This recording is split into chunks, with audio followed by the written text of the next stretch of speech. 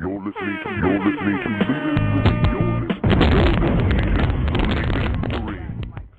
You know, Mr. Tony Danza, who is one, if I mean, there's no way nobody can't recognize that name. I mean, or seeing that face. You know, we got the guy, the original Italian Stallion, Mr. Taxi himself. Who's the boss? Yeah, I'm the macaroni pony, David. I'm the macaroni pony. Go ahead. Well, you know, I was looking at your career, you know, and I noticed one thing that I noticed. In all your fights that you had been in, either it ended on a knockout except for one. Am I right about that? Am I correct? Right. And, yeah, I either, you know, it was like I used to do a joke that if you had an appointment after one of my fights, you were never late. Really, you know, I used to get hit on the chin, but I used to get hit guys on the chin. So one way or the other. I won most of them, but I did lose a few. I lost 3 fights. I won 12, and I lost 3. Tony, let me ask you this, because you have your website at dailydanza.com, and you do a video vlog. You get on there, and you mention what's happening in your life. Do you ever reminisce on that video vlog a little bit of your career? I tell you the truth, not too much. First of all, I do. Not only do I do video on there, I do a lot of writing on there, and that's just like I don't know. I started fooling around with that last year, and I don't know, it's just something that I kid around with sometimes. You know, it's I talk about what's on my mind, what's bothering me, and I'm doing this. I'm teaching here in in Philly, doing a show for A&E. But it's basically me teaching high school, so I've been pretty consumed with that. I haven't been able to think about much else.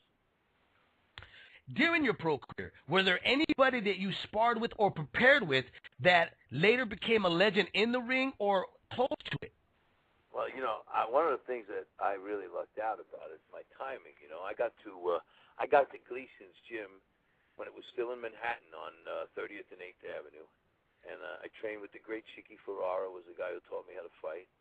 And in the gym was Freddie Brown and Sammy Morgan and Tony Kanzi and all the great old timers. And I got to box Duran. I boxed Antifermo. Really? I boxed Hamsho Mustafa. I boxed Eddie Gregory, Eddie Mustafa Muhammad.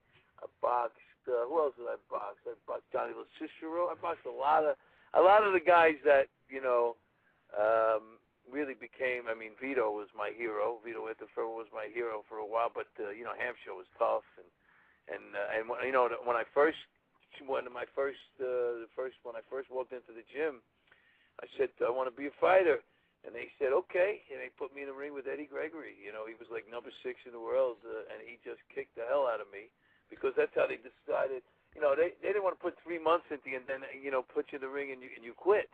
So they beat you up right away, and if you come back the next day, then they work with you, So I was really around all those old timers. That's the great thing.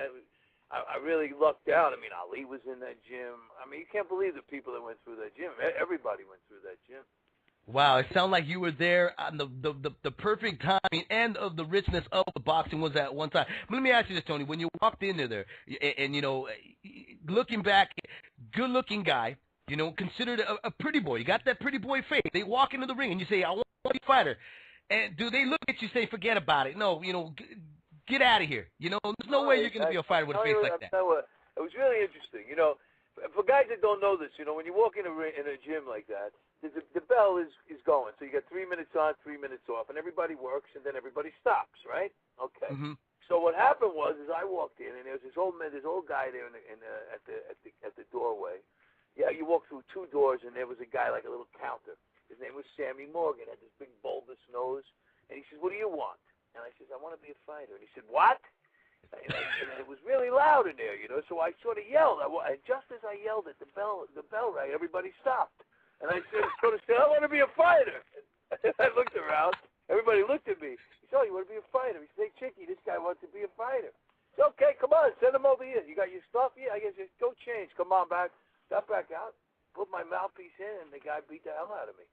And they beat me up, and then they said, if you want to come back tomorrow, we'll be here. And so I came back, and then they gave me a locker, and then I was there for, about 2.5 years in that gym before I went to Gramercy Gym on 14th Street. So I moved around a little bit, but it really was you have to understand. I had some really great time. I got to be around some of the great old trainers. That was the real Freddie Brown. You know, he was the guy with the. You know, for those of you who don't remember, Duran's trainer with the ski nose. You know, the nose that was. Well, Freddie, one of the great trainers of all time, and he actually got to work with those guys. Chicky Ferrara actually got to work. You know, Chicky was with me my first 10 fights. Wow. Yeah, it was really fun. In fact, I was getting beat up one night in Nanuet or something like that, Nyack.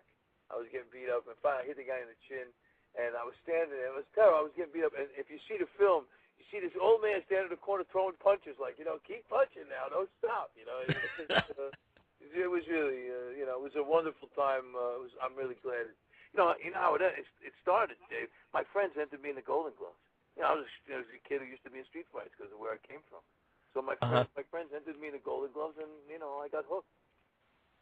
Wow. Let me ask you this, Tony. Out of all those guys you sparred, you know, from Duran all the way down, and matter of fact, we just had Marvelous Marvin Hagler on just a few moments ago, you know, and he was talking to us a little bit about his career. Out of all the guys that you sparred, which one out of all of them does it stand out for you? You know, where it's a mark for your memory, in your career. It's a story that you tell your family. Well, you know, first of all, don't mention my career and Marvin Hagler's career in the same breath. But he was good. But you know, I boxed Duran for 3 weeks. I was a sparring partner.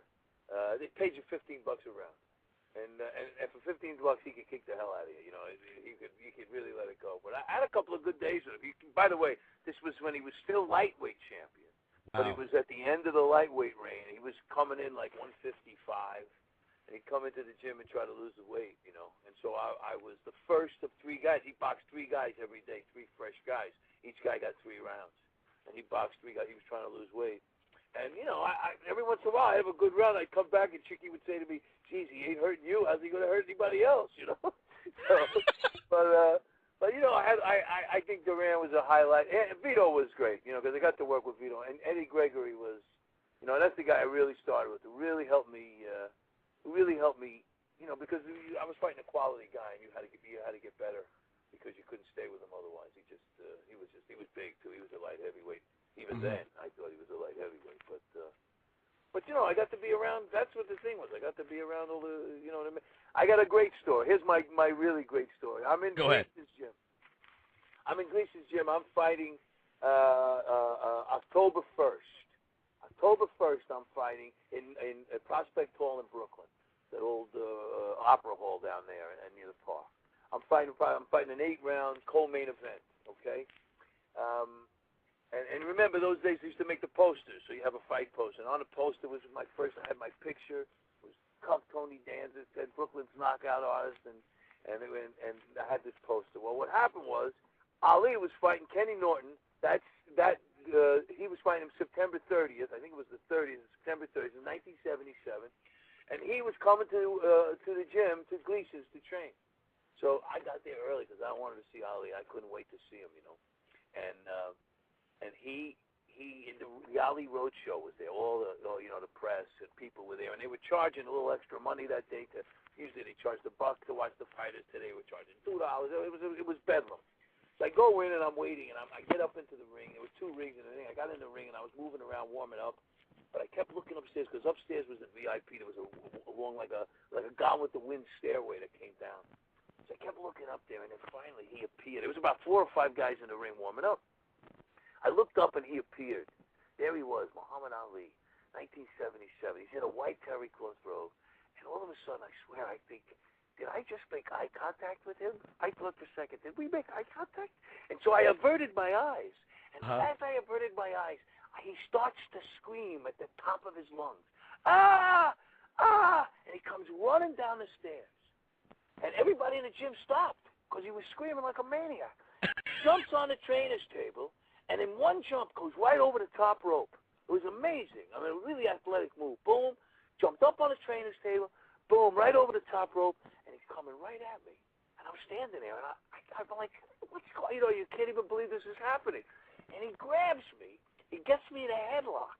he starts giving me noogies, and he starts screaming. This is true, David. He starts screaming, "Go back to school, white boy. This game ain't for you." I swear. And I got to tell him that story. I got to tell him because I ended up in Hollywood meeting him and being around him. And I got to tell him that story, And of course he went, "Oh, that was you?" It was amazing. That gym was amazing. You mean to tell me he didn't deny it the first time you told him that story, or did he remember that story right away? Or I don't think he remembered it, but he sure made it look like he did. And he went, "Oh, that was you?" I was really, I was thrilled. It was an amazing thing to have Ali do that to me, though. "Go back to school, white boy. This game ain't for you." Tony, now you're down. Okay, you're doing your pro career, and you're going in there and you're going through the motions and the wheels of being a fighter. At what point did you say, "You know what? I think I'm gonna decide to take another avenue in my career and be an actor"? Well, let me tell you what happened. Here's what happened. So I get the job. Somebody sees me in a fight, and then I got knocked down a couple of times. I came back, and the guy couldn't believe it. He got me a screen test. Well, long story short, I get this show. I get Taxi. I get this unbelievable show. So I go to Hollywood, and by the way, I was really starting to turn a corner as far as my boxing career was going on, because first of all, it was exciting, like you said, a lot of knockouts one way or the other, and I made exciting fights, so it was really starting to take off. Okay, so I get the show, I go to Hollywood, and I do the year. Well, I still got this bug for fighting, and I think to myself, I think I'll take a couple of fights. Maybe I could turn this TVQ into a title shot. Maybe I'll get lucky. I'll hit somebody on the chin. I'll have a series, and I'll be champion of the world. I mean, if we go to dream, let me dream. So what happens is I take a couple of fights on the hiatus. When Taxi finished the first year, I took a couple of fights. I fought in the Garden, and I fought in Phoenix. And if I win the fight in Phoenix, I'm supposed to fight a top 10 guy. If I fight the top 10 guy, I end up maybe getting a crazy title shot. You never know. Celebrity puts you in crazy places. Right. So I beat the first guy in the Garden. Second guy, and I trained like crazy. I mean, that night I could have beat anybody. They were, the cameras were watching me. I was a TV star going to make a comeback. It was crazy. And I was in New York City because there was so much press there. So I win the first fight. I go to Phoenix to fight the second guy. And I was pretty good if you came to me because I could punch. But if you moved around and you were a cutie, if I had to chase you, I didn't look quite so good. So I'm fighting a guy like that, and he sort of put me to sleep. I sort of fell asleep chasing him, just following him around the ring, and he hit me with an overhand right that I didn't even see coming. He just really caught me, and I don't know what kept me up. He hit me right on the chin. And I don't know why I didn't go to sleep, but I didn't. Then I come back and I win the fight. I come back and win. But I knew that I was, why he hit me in the nose was because I was thinking, geez, I hope this guy don't hit me in the nose because I was worried about how I was looking on TV. So my mindset had changed. And that's when I realized, I'm going to get hurt, because I'm not thinking the way I'm supposed to be thinking. So it really just changed my mind. I really did. Once I had the show, I really wanted to, to keep doing it. But I knew I wasn't thinking about this. I never even considered that before. And all of a sudden, there I was. The minute I thought, geez, I hope this guy don't hit me in the nose, bang, hit me. What a shot I got. So, well, let me ask you this. You get on that great show, Taxi, and obviously, they put you on there for a number of reasons, okay? You could act. You had the look of a movie star. But you wanted to continue your fighting career. At any point, did the directors or the agents or even producers of that show go, "Hey, Tony, you know what? There's a lot of insurance here. I mean, if something happens to you, how do we replace such a good character at this moment?" Well, the good news was I was playing a fighter. So if I got beat up, we could write it into the script. You know what I mean? I mean, I was playing a fighter. So if I came in beat up, if I got a black eye, a cuts or whatever, you could write it into the script. But there was certainly some concern. By the way, on Taxi, I boxed Carlos Palomino. I boxed Armando Muniz. On Who's the Boss, I boxed Tommy Hearns. I boxed, because I had the show in Taxi. They were talking about this, like the second show of the run. They said we're gonna do a show about the champion. I said, well, get Palomino. He was pound the best at the time. And we became really good friends, Carlos. Uh-huh. And let me tell you, boxing Palomino was wow, you want to talk about a thrill? Whew. Well, let's talk about it. Well, you know, he was amazing, and I tell you, I remember when we the first time we sparred for the guys, and you know, I was pretty at that time. I was still in shape. I mean, it was only a couple of months ago I was in the ring, so I was so excited to box him, and I wanted to show him what I could do. But the trainer says to me, "Hey, just remember, you fool around in there, you're on your own." So, right. So you knew you had to know your place a little bit. But Carlos was great. And when he paid me a great compliment, I mean, this is self-serving, but Carlos says to me after we finished, he says, hey, he says, you're no bum. You're no bum. He told me. So that was pretty good. Tupac Shakur, when he was in prison, they said that you had sent him some letters of encouragement, or if he ever needed anything while he was in prison. Was that true? Yeah, you know what happened, man. I saw the guy. I like the guy's a good actor. I like some of them. I like that Dear Mama song.